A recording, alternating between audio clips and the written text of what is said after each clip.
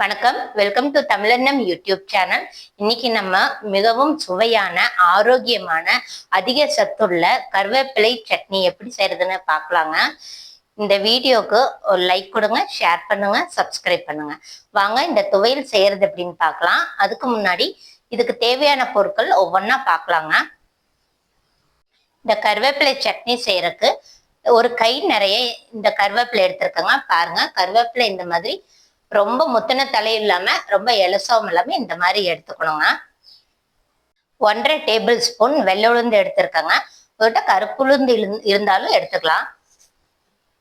1 table spoon கடலை பருப்பு, 5 சின்ன வெங்காயம் 2ஆ கட் பண்ணி எடுத்திருக்கேங்க. இது எதுக்கு இப்படி கட் பண்ணியிருக்கேன்னா, எண்ணெயில போட்டு வதங்குறப்போ சீக்கிரம் வதங்கிரும். 5 பல் நாட்டு பூண்டு எடுத்திருக்கேன், இதுவும் கட் பண்ணி எடுத்திருக்கேன். 1/4 மூடி தேங்காய் துருவியது, 1/4 டீஸ்பூன் பெருங்காயத்தூள், 4 வரமிளகாய், உங்களுக்கு காரம் தேவைப்படுச்சுன்னா இன்னும் கூடி சேர்த்து எடுத்துக்கலாம். கல்லுப்பு தேவையான அளவு, ஒரு சின்ன சைஸ் புளிங்க, 2 டேபிள் ஸ்பூன் நல்லெண்ணெய். இனி தேவையான பொருட்கள் எல்லாம் பார்த்தாச்சுங்க. வாங்க இனி கருவேப்பிலை சட்னிக்கு இதெல்லாம் போட்டு எப்படி வணக்கிறதுன்னு பார்க்கலாம்.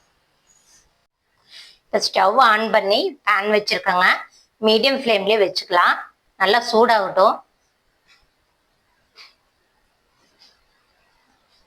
இப்போ நம்ம நல்லெண்ணெய் எடுத்து வச்சிருக்கோம் இல்லைங்களா, அதில் 1 டேபிள் ஸ்பூன் மட்டும் இப்போ சேர்த்திக்கலாம். இது போதும் இதை வதக்கறதுக்கு. இப்போ நம்ம கட் பண்ணி எடுத்து வச்சிருக்கோம் இல்லைங்களா பூண்டு, அதையும் போட்டுடலாம். சின்ன வெங்காயம், இது ரெண்டையும் கொஞ்ச நேரம் நல்லா வதக்கி எடுத்துக்கலாம். இப்ப எதுக்கு நான் இந்த வெள்ளைப்பூண்டும் சின்ன வெங்காயமும் முதல்ல போட்டேன்னா, நல்லா எண்ணெய் சூடணும்னா வரமிளகாய் போட்டோம்னா அது கரைஞ்சிருங்க.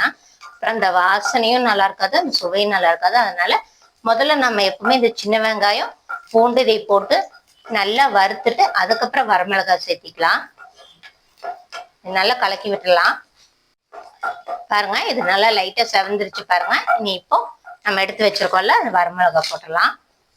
வரமிளகாய் போட்டு அது நல்லா வறுக்கணும். அந்த எண்ணெயில நல்லா எல்லாம் நல்லா கலந்து விட்டுடலாம். இது ஒரு நிமிஷம் நல்லா வறுத்துக்கலாங்க.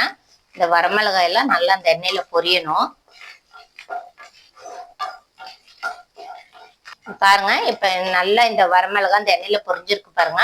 அது நல்லா அந்த வாசனை வரணும், அந்த வறுத்த எண்ணெயில வறுத்த வாசனை வரணும்.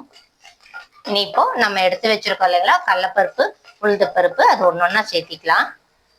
கடலைப்பருப்பு போட்டுடலாம்.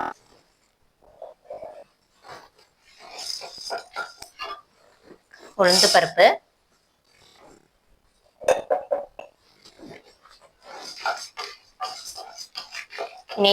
மீடியம் ஃப்ளேம்லயே வச்சு நல்லா அந்த கடலைப்பருப்பு உளுந்து பருப்பு நல்லா செவந்து வர மட்டும் வறுக்கணுங்க. அப்பதான் இந்த கருவேப்பிலை சட்னி ரொம்ப சுவையா இருக்கும். பாருங்க, நம்ம அந்த சின்ன வெங்காயம் பூண்டு வரமிளகாய் இதெல்லாம் நல்லா வறுத்தாச்சு பாருங்க. நல்லா செவந்து இருக்குது பாருங்க அந்த உளுந்து கடலைப்பருப்பெல்லாம். இந்த ஸ்டேஜ்ல நம்ம எடுத்து வச்சிருக்கோம் இல்லைங்களா புளி கொஞ்சம் போட்டலாம். ஏன்னா அந்த புளி கொஞ்சம் சூடு பண்ணாதான் அரைக்கிறதுக்கு ஈஸியா இருக்கும். இது கூடவே நம்ம கல்லுப்பு சேர்த்துக்கலாங்க. கல்லுப்பு எப்பவுமே இந்த சட்னி எல்லாம் செய்யறப்ப இது கூட கொஞ்சம் வறுத்து போட்டுக்கலாம். ஒரு 1/2 டீஸ்பூன் கல்லுப்பு சேர்த்திக்கிறேன்.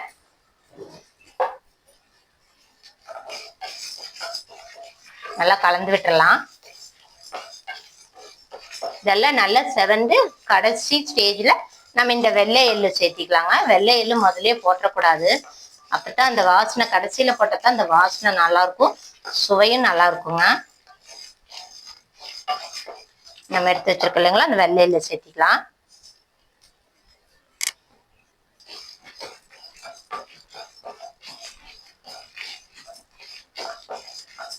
இது ஒரு நிமிஷம் தொலை விட்டு ஸ்டவ் ஆஃப் பண்ணிட்டு இது ஒரு பிளேட்ல மாத்தி வச்சுக்கலாங்க.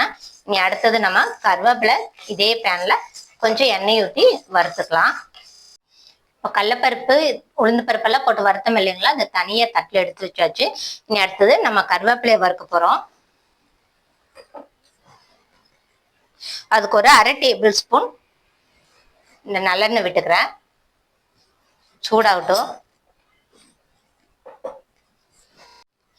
நம்ம எடுத்து வச்சுட்டு இந்த கருவேப்பிலையை போட்டுடலாங்க.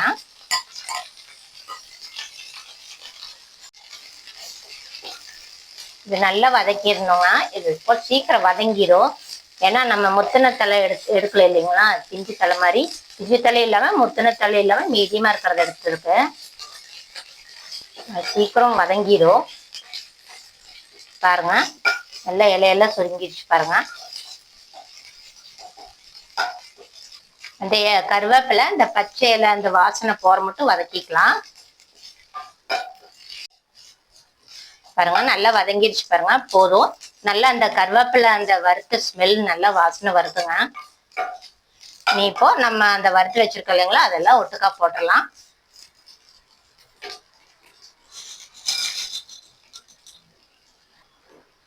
இப்போ கடைசியா நம்ம அந்த தேங்காய் எடுத்து வச்சிருக்கோம் இல்லைங்களா, அதையும் போட்டுக்கலாம்.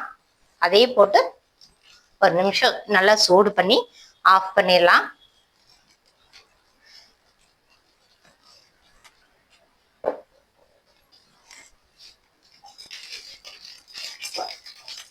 ஒரு 2 நிமிஷம் நல்லா கலந்து விட்டுலாம்.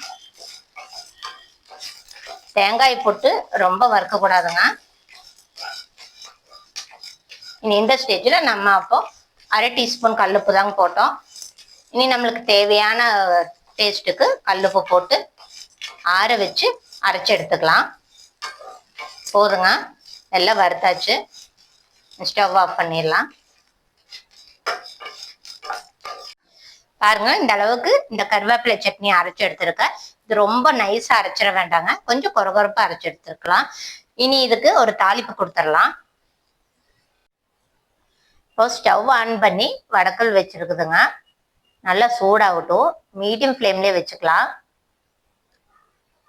நல்லா வடக்கல் சூடான பிறகு நம்ம எடுத்து வச்சிருக்கோம் இல்லைங்களா எண்ணெய், மீதி அதை எடுத்து ஊற்றிடலாம்.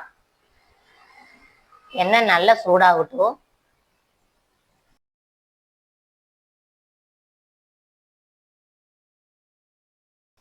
இனி இதில் 1/4 டீஸ்பூன் கடுகு சேர்த்திக்கலாம்.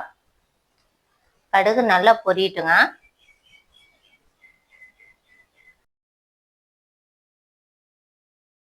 பொரிஞ்ச பிறகு 1/4 டீஸ்பூன் தாளிப்புளுந்து சேர்த்திக்கலாம். இந்த தாளிப்புளுந்து கொஞ்சம் நல்லா செவந்து வரணும்.